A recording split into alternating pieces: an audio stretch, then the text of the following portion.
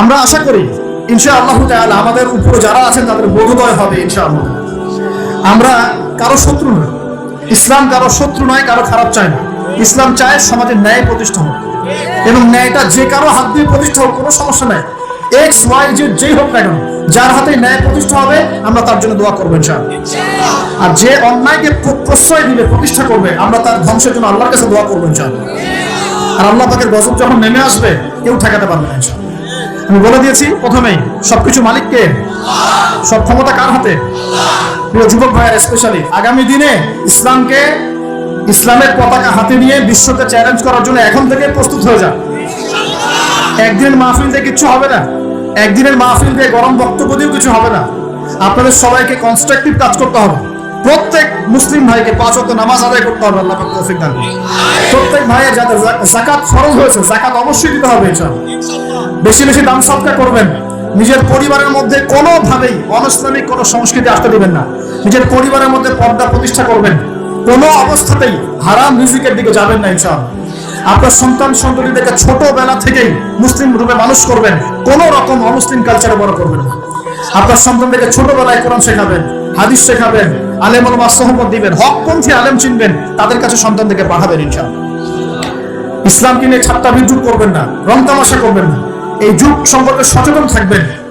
কি হচ্ছে, কি চলছে, হাদিসে কি আছে, কুরআনে কি আছে, সামনে কি হতে পারে, সচেতনতা তৈরি করবেন।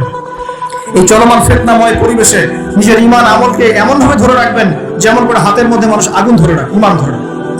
পরিবারের মধ্যে বেপরদামিকে স্থান দিবেন না। পরিবারের ছেলে কি করছে, মেয়ে কি করছে, আপনার আত্মীয় স্বজনের হক ঠিক আছে কিনা, প্রতিবেশীর হক ঠিক আছে কিনা, প্রতিটা বিষয় as a Muslim leader of the family আপনাকে এগুলো দেখতে হবে, আল্লাহ পাক তৌফিক দান করুন।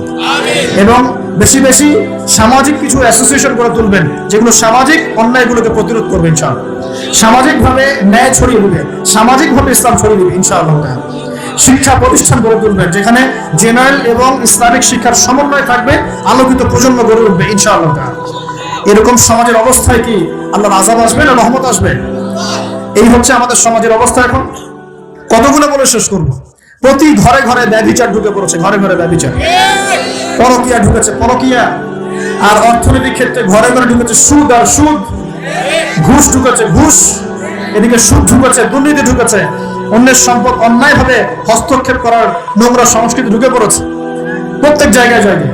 আমাদের ইয়াং জেনারেশন নিজেদের ইতিহাস ভুলে গেছে যে আমরা কার উত্তরসূরি। খালেদ বিন ওয়ালিদের নামও তারা জানে না, উমর ইবনে খাত্তাবের নাম জানে না, তারেক বিন জিয়াদকে চিনে না, মুহাম্মদ বিন কাসিমকে চিনে না। এরা ক্রিস্টিয়ানো রোনাল্ডোকে চিনে, এরা মেসিকে চিনে, নেইমারকে চিনে, এরা আমাদের ক্রিকেটারদেরকে চিনে। মাশাআল্লাহ। দেখো দিন দিন আমরা বিপদে যাচ্ছি, তারা হেদায়েতের দিকে আসছে। যারা এখন বিপদগামী ছিলেন আমরা মনে করতাম, তারাই এখন হেদায়েতের দিকে আসছেন। আর আমরা এখন মুসলিম ঘরে জন্মগ্রহণ করে নামাজ ছেড়ে দিচ্ছি, কুরআন পড়া ছেড়ে দিচ্ছি। এটা কি ধরনের কথা?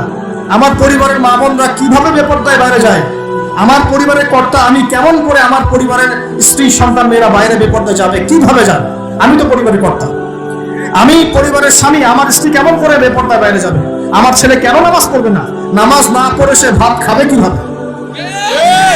নামাজ না পড়ে আমার পরিবারে আমার ছেলে ভাত খাবে কিভাবে? আমার মেয়ে কেমন করে ভাত খাবে?